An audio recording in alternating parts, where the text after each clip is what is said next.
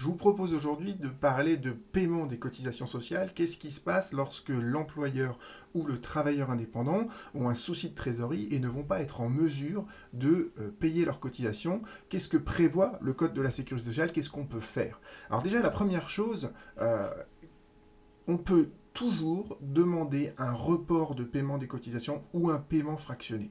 Mais pour ça, pour que cette demande elle soit acceptée par l'URSSAF, il faut toujours la faire avant la date d'échéance des cotisations. Donc l'URSSAF vous envoie un échéancier de cotisations à payer tout au long de l'année. Si vous voyez que vous n'arriverez pas à payer la prochaine échéance, d'emblée, vous prenez contact avec l'URSSAF pour essayer d'obtenir un paiement fractionné ou un report de paiement.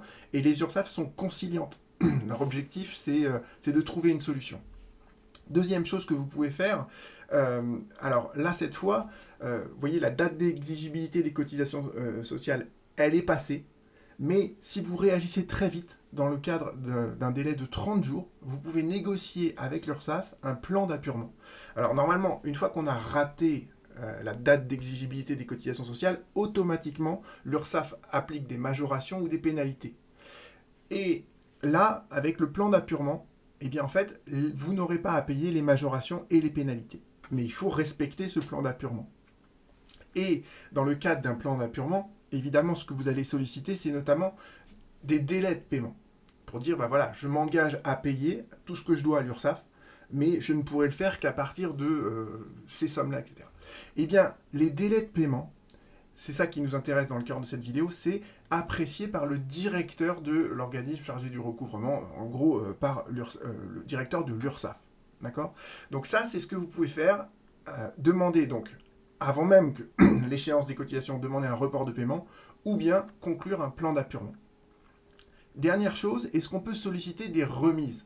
Remise, ça veut dire est-ce qu'on peut effacer une partie des cotisations sociales que vous devez, et est-ce qu'on peut notamment invoquer la précarité, dire je suis dans une situation précaire donc je demande à ce qu'on efface une partie en fait de mes cotisations sociales. Et bien ça c'est interdit par le Code de la sécurité sociale, d'accord? On ne peut pas, le directeur de l'URSSAF n'aurait pas les pouvoirs d'effacer une partie des cotisations sociales dont vous êtes redevable en raison de votre situation de précarité.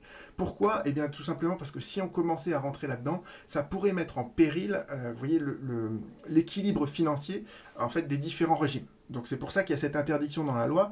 La seule chose que l'on peut demander en titre des remises, c'est on peut demander en fait la remise des majorations et des pénalités. On ne peut pas demander la remise des cotisations elles-mêmes, mais on peut quand même le faire pour les majorations et pour les pénalités. Maintenant, on en arrive à ce que je trouve un peu problématique, ce que je trouve, c'est intéressant parce que ça vous montre que le droit parfois n'est pas logique, que la Cour de cassation elle-même rend des solutions qui, quand on les met, quand on les compare, paraissent contradictoires. Donc, dans une précédente vidéo, je vous avais fait une vidéo sur la remise de dette pour cause de précarité. Alors, encore une fois, ça ne peut pas marcher pour les cotisations sociales, mais ça marche pour les majorations et les pénalités. Et dans cet arrêt très important, la Cour de cassation avait jugé pour la première fois que eh bien, le juge judiciaire, d'accord, qu'une fois que la demande de remise gracieuse a été rejetée par le directeur de l'URSSAF, eh bien le juge judiciaire, il a le pouvoir de statuer là-dessus. Il peut apprécier la situation de précarité de l'assuré social, et en fonction de cette situation de précarité, il va faire une remise gracieuse de dette. Cet arrêt, il est très important parce que c'est un revirement de jurisprudence. Pendant des années auparavant, la Cour de cassation disait, pour la remise gracieuse, le juge judiciaire n'a aucun pouvoir, ça reste une appréciation exclusive des organismes sociaux. Le juge n'a pas son mot à dire là-dessus. Et dans cet arrêt, vous voyez qu'on nous dit, non, cette décision de la caisse, elle peut toujours être déférée à un juge, et le juge, il a la plénitude de ses prérogatives juridictionnelles, il a tous ses pouvoirs pour statuer là-dessus. Donc pour les remises gracieuses, voilà l'évolution de la jurisprudence.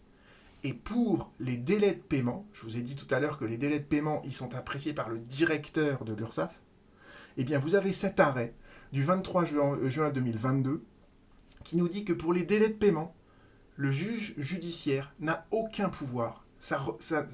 On ne peut pas critiquer devant lui la décision par laquelle le directeur de l'URSSAF à accepter ou refuser des délais de paiement. Et le raisonnement, vous voyez, est étrange parce que la Cour de cassation nous rappelle donc l'article 243-21 que je vous ai expliqué tout à l'heure sur les pouvoirs donc, du directeur de l'URSSAF, et elle nous synthétise la règle d'ailleurs qui est énoncée dans le code de la Sécu. Hein, le directeur de l'organisme peut accorder des sursis à poursuite pour le règlement des cotisations patronales, des pénalités, des majorations de retard. Et la Cour de cassation nous dit juste après, donc les juges n'ont pas le pouvoir d'accorder des délais pour le paiement des cotisations sociales sur le fondement du Code civil. Et elle ajoute même à la fin, c'est pas contraire aux exigences du procès équitable de la Cour européenne, de la Convention européenne des droits de l'homme de la CEDH. Et bien cette décision-là, vous voyez, elle est incompréhensible. Elle est incompréhensible, on ne voit pas pourquoi la décision du directeur de l'URSSAF ne pourrait pas être contestée devant le juge. Pourquoi le juge est privé de ses prérogatives juridictionnelles, pourquoi il ne peut pas appliquer le Code civil? Parce que la lecture du Code de la sécurité sociale n'interdit nullement, à elle seule, que l'on applique le Code civil. Voyez, et on ne peut même pas raisonner en se disant ça c'est la loi spéciale et la loi spéciale elle déroge à la loi générale. D'accord? La loi spéciale c'est le code de la Sécu, la loi générale c'est le code civil. Mais pour qu'on puisse faire ça, il faudrait qu'il y ait une contradiction entre les deux textes. Or, tel qu'il est énoncé, cet article du code de la Sécu, il n'exclut pas que le juge puisse ensuite, en suivant le même raisonnement que la Cour de cassation avait fait à propos des remises gracieuses, on ne voit pas pourquoi le juge ne pourrait pas apprécier à la fois les remises et aussi les délais de paiement. Surtout qu'un délai de paiement, vous voyez ce que je veux dire, c'est beaucoup moins grave qu'une remise gracieuse. Une remise, c'est quand on efface une partie de la dette. Un délai de paiement, c'est juste de dire, tout sera payé, mais ça prendra plus de temps. Donc on ne comprend pas pourquoi la Cour de cassation refuse au juge la possibilité d'apprécier des délais de paiement, alors qu'il a la possibilité par ailleurs de prononcer des remises. Même si les remises, évidemment, en matière de cotisation sociale, ne peuvent pas porter sur les cotisations elles-mêmes, mais que sur les majorations et les pénalités. Vous voyez, il y a une incohérence là que je n'arrive pas à expliquer, mais qui vous montre que le droit, c'est intéressant parce que c'est des choses qui bougent tout le temps et qu'on essaye de le faire avancer comme ça. À bientôt.